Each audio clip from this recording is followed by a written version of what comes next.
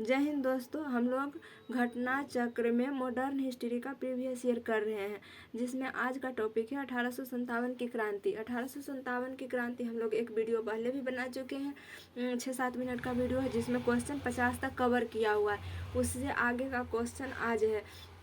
अगर आपको घटना चक्र से संबंधित कोई भी सब्जेक्ट का वीडियो चाहिए चैप्टर वाइज, तो आप कमेंट बॉक्स में बताइएगा। तो आज का पहला प्रश्न है कि 1857 के स्वतंत्रता संग्राम में किस राजवंश ने अंग्रेजों की सर्वाधिक सहायता की? तो आंसर हो जाएगा ऑप्शन ए, ग्वालियर के सिंधिया। उसके बाद अगला प्रश्न है कि 1857 में शिक्षित मध्य वर्ग ने क्या किया था? तो 1857 की क्रांति में भाग नहीं लिए थे। 1857 के विद्रोह से तटस्थता बनाए रखी थी। इसका आंसर हो जाएगा ऑप्शन सी। उसके बाद अगला प्रश्न है कि निम्नलिखित वर्गों में किसने 1857 के विद्रोह में भाग नहीं लिया? तो इसका हो जाएगा आंसर ऑप्शन डी। जो साहूकार थे और जमींदार, ये दोनों ने 1857 की क्रांति में भाग नहीं लिए थे। उसके बाद अगला प्रश्न है कि इनमें से किसने अंग्रेजी ईस्ट इंडिया कंपनी के कंट्रोल के खिलाफ बगावत की? तो इसका आंसर हो जाएगा ऑप्शन बी, हैदराबाद का निजाम। उसके बाद अगला प्रश्न है कि निम्न में से कौन सा एक क्षेत्र 1857 के विद्रोह से प्रभावित नहीं था? तो आंसर हो जाएगा ऑप्शन बी, चित्तौड़। उसके बाद अगला है कि 1857 के विद्रोह से बिहार का कौन सा भाग अप्रभावित रहा? तो इसका आंसर हो जाएगा ये मुंगेर जो है अप्रभावित रहा था। तो इसका आंसर हो जाएगा ऑप्शन सी। ऑप्शन सी हो जाएगा। इसका आंसर हो जाएगा ऑप्शन बी। ऑप्शन बी में है केवल पाँच मतलब मुंगेर जो है 1857 की क्रांति में प्रभावित नहीं हुआ था। बाकी दानापुर, पटना, मुजफ्फरपुर, आरा सब प्रभावित हुआ था। उसके बाद अगला प्रश्न है कि सूची 1 को सूची 2 से मिलान करना है। मतलब ये नेतृत्वकर्ता का नाम दिया हुआ है और इनसे संबंधित स्थान का नाम दिया हुआ है। तो बख्श खान जो है संबंधित थे दिल्ली से। उसके बाद मौलवी अहमदुल्ला है, मौलवी अहमदुल्ला संबंधित थे अवध से। वीर कुंवर से संबंधित थे आरा से और नाना साहब संबंधित थे कानपुर से। उसके बाद अगला प्रश्न है, मिलान करने वाला है सूची 1 को सूची 2 से मिलान करना। तो अगला प्रश्न है कि झांसी से संबंधित, झांसी से कौन थे? तो झांसी से रानी लक्ष्मीबाई थी। लखनऊ से कौन थे? तो लखनऊ से थे बेगम हजरत महल। उसके बाद कानपुर से कौन थे? तो कानपुर से थे अजीमुल्लाह खान। और उसके बाद फैजाबाद से थे मौलवी अहमद शाह। तो इसका आंसर हो जाएगा ऑप्शन ए, इसका आंसर हो जाएगा। उसके बाद अगला प्रश्न है कि निम्नलिखित युग्मों में कौन सा सुमेलित नहीं है? तो इसका आंसर है ऑप्शन डी, लखनऊ से लियाकत अली। ये आंसर गलत है, क्योंकि लियाकत अली जो है इलाहाबाद से संबंधित थे और बाकी सब संबंधित है। संभलपुर से सुरेंद्र शाही थे और गंजाम से राधा कृष्ण दंड सेन संबंधित थे और कश्मीर से गुलाब सिंह थे। इसका आंसर हो जाएगा ऑप्शन डी। उसके बाद अगला प्रश्न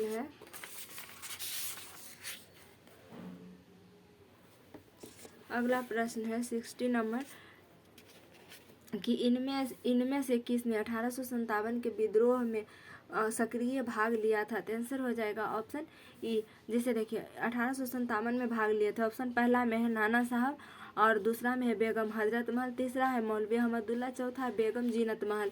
तो ये सभी संबंधित थे, इसलिए हो जाएगा आंसर उपर्युक्त में से एक से अधिक।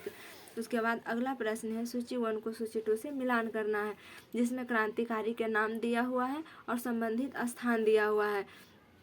तो नाना साहब कहाँ से संबंधित है? नाना साहब कानपुर से थे। नवाब हामिद अली खान जो है ये दिल्ली से संबंधित थे। और मौलवी अहमदुल्ला जो है लखनऊ से संबंधित थे। और मनी राम जो है असम से संबंधित थे।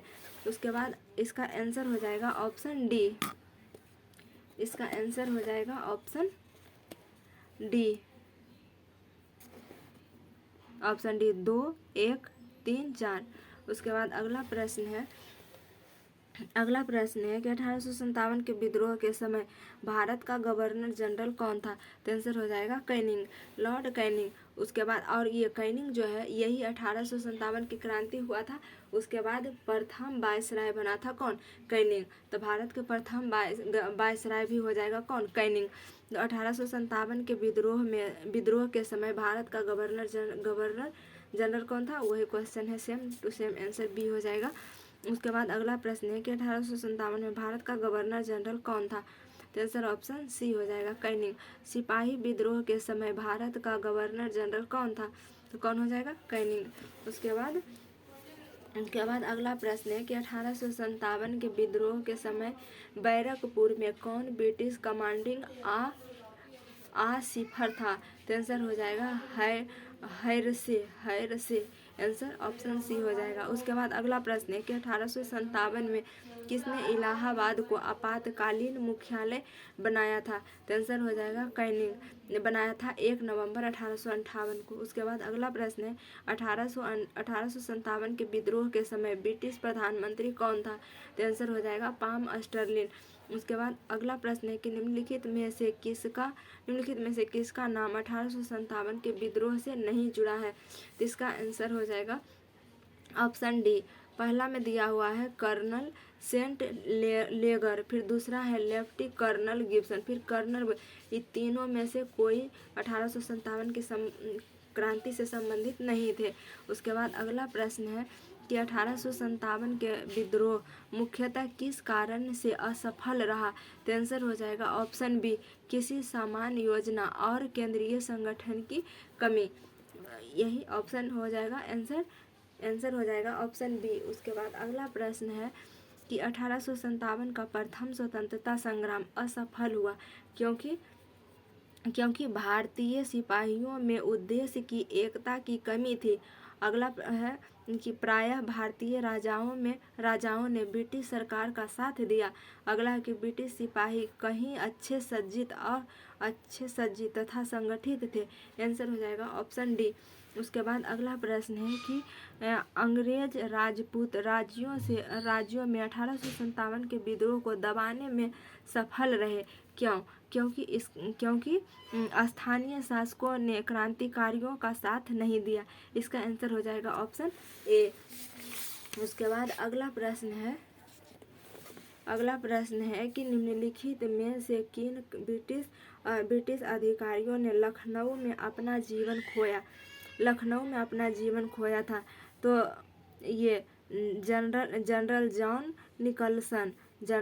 निकल्सन की general Neil, major general Havelock, sir Henry Lawrence. देखिए 1857 की क्रांति में लखनऊ में अपना जीवन को, मतलब 1857 की क्रांति को दबाने में किसके मृत्यु हो गया था, ये क्वेश्चन पूछ रहा है। तो नील हैवलॉक और लॉरेंस, ये तीनों का मृत्यु हो गया था। तो इसका आंसर हो जाएगा ऑप्शन सी 2, 3, 4। उसके बाद अगला प्रश्न है कि विचार कीजिए कथन और कारण पे। तो 1857 में प्रथम स्वतंत्रता संग्राम ब्रिटिश सरकार से स्वतंत्रता प्राप्त करने में असफल रहा। तो पहला सही है, ब्रिटिश से तो असफल ही रहा था भारत, तो पहला सही है। दूसरा है कि बहादुर शाह जफर के नेतृत्व को जन सहयोग नहीं मिला था और अधिकांश महत्वपूर्ण रियासतों के शासक उनका साथ देने से कतरा गए थे। यह भी सही है और एक दूसरे को व्याख्या भी कर रहा है, इसलिए इसका आंसर हो जाएगा ऑप्शन ए। दोनों सही है और व्याख्या यानी स्पष्टीकरण भी है। उसके बाद अगला प्रश्न है कि निम्नलिखित में किसने 1857 के विद्रोह को एक षड्यंत्र की संज्ञा दी? आंसर हो जाएगा ए, सर जेम्स आउट्रम एवं डब्ल्यू टेलर। उसके बाद अगला प्रश्न है कि आधुनिक इतिहासकार जिसने 1857 के विद्रोह को स्वतंत्रता की पहली लड़ाई कहा था? आंसर हो जाएगा ऑप्शन ए, बी.डी. सावरकर। उसके बाद अगला प्रश्न है कि 1857 के संग्राम को प्रथम स्वतंत्रता संग्राम का नाम दिया? तो बी.डी. सावरकर। उसके बाद आगे है कि 1857 के विद्रोह को किसके द्वारा प्रथम भारतीय स्वतंत्रता संग्राम के रूप में वर्णित किया गया था? तो वही क्वेश्चन है, तो आंसर ए हो जाएगा, बी.डी. सावरकर। उसके बाद अगला प्रश्न है कि भारतीय स्वाधीनता आंदोलन का सरकारी इतिहासकार था, कौन थे? S.N. सेन। भारतीय स्वाधीनता आंदोलन का सरकारी इतिहासकार कौन था? S.N. सेन। S.N. सेन भारतीय भाषा में 1857 के विप्लव के कारण पर लिखने वाला प्रथम भारतीय थे। तो आंसर हो जाएगा सैयद अहमद खान। उसके बाद अगला प्रश्न है कि तथाकथित प्रथम राष्ट्रीय स्वतंत्रता संग्राम न प्रथम, न राष्ट्रीय और न ही स्वतंत्रता संग्राम था। यह कथन संबंधित है R.C. मजूमदार से। उसके बाद अगला प्रश्न है कि किसने लिखा था, इस निर्णय से इनकार करना कठिन है कि तथाकथित 1857 का प्रथम राष्ट्रीय स्वतंत्रता संग्राम न तो प्रथम, न राष्ट्रीय था और न ही स्वतंत्रता संग्राम था। वही आंसर हो जाएगा R.C. मजूमदार। उसके बाद अगला प्रश्न है कि किस भारतीय प्रख्यात इतिहासकार ने 1857 ईस्वी की क्रांति को क्रांति नहीं माना है? यही कौन थे? R.C. मजूमदार। उसके बाद ये अगला प्रश्न है कि 19वीं शताब्दी के मध्य में भारतीय राष्ट्रवाद भ्रूणावस्था में थी, इस तथ्य को मानने वाले इतिहासकार कौन थे? तो डॉक्टर R.C. मजूमदार और डॉक्टर S.N. सेन। उसके बाद अगला है कि 1857 की क्रांति के बारे में निम्नलिखित में कौन सा एक अवधारणा सही है? इसका आंसर हो जाएगा, इसने भारत में ईस्ट इंडिया कंपनी की शासन प्रणाली को मृतप्राय बना दिया। आंसर हो जाएगा ऑप्शन सी। उसके बाद अगला प्रश्न है कि महारानी विक्टोरिया ने भारतीय प्रशासन को ब्रिटिश ताज के नियंत्रण में लेने की घोषणा कब की थी? तो इसका आंसर हो जाएगा ऑप्शन ए, 1 नवंबर 1858 को इलाहाबाद में, यूपी के इलाहाबाद में। उसके बाद अगला प्रश्न है कि सम्राज्ञी विक्टोरिया ने 1858 की घोषणा में भारतीयों को बहुत सी चीज़ें दिए जाने का आश्वासन दिया था। निम्न आश्वासनों में से कौन सा ब्रिटिश शासन ने पूरा किया था? तो आंसर हो जाएगा ऑप्शन ए, रियासतों को हड़पने की नीति समाप्त कर दी जाएगी। ये आश्वासन अंग्रेजों ने पूरा किया था और बाकी कोई नहीं पूरा किया था। इसका आंसर हो जाएगा ऑप्शन ए। उसके बाद अगला प्रश्न है कि महारानी विक्टोरिया की घोषणा 1858 का उद्देश्य क्या था? तो इसका पहला में दिया हुआ है कि भारतीय राज्यों को ब्रिटिश साम्राज्य में मिलाने के किसी भी विचार का परित्याग करना। दूसरा है कि भारतीय प्रशासन को, ये पहला सही है।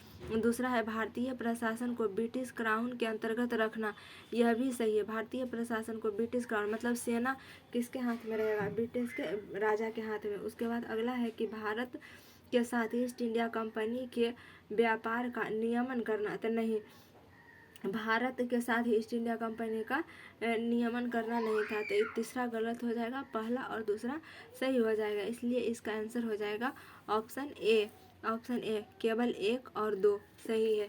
उसके बाद अगला प्रश्न है कि निम्नलिखित में से कौन सा आयोग 1857 के विद्रोह के दमन के बाद भारतीय फौज के नव संगठन से संबंधित है? आंसर हो जाएगा ऑप्शन बी, पील आयोग। उसके बाद अगला प्रश्न है कि 1857 के विद्रोह के बाद ब्रिटिश सरकार ने सिपाहियों का इन प्रांतों से चयन किया। आंसर हो जाएगा ऑप्शन सी, गोरखा, सिख और पंजाब, उत्तर प्रदेश। मतलब जब 1857 के विद्रोह के बाद 1857 के बाद अंग्रेजों ने क्या किया था? 1857 के बाद अंग्रेजों ने क्या किया था कि इसमें भारतीय सिपाहियों में गोरखा की संख्या बढ़ा दिया था। और आंसर हो जाएगा ऑप्शन सी, गोरखा, सिख एवं पंजाब उत्तर प्रांत से। मिलेंगे नेक्स्ट क्लास में दोस्तों। ये जो है 1857 की क्रांति का पूरा क्वेश्चन कंप्लीट हो गया है। अगला टॉपिक है जन आंदोलन को हम लोग नेक्स्ट वीडियो में कवर करेंगे। मिलेंगे नेक्स्ट क्लास में, तब तक के लिए जय हिंद।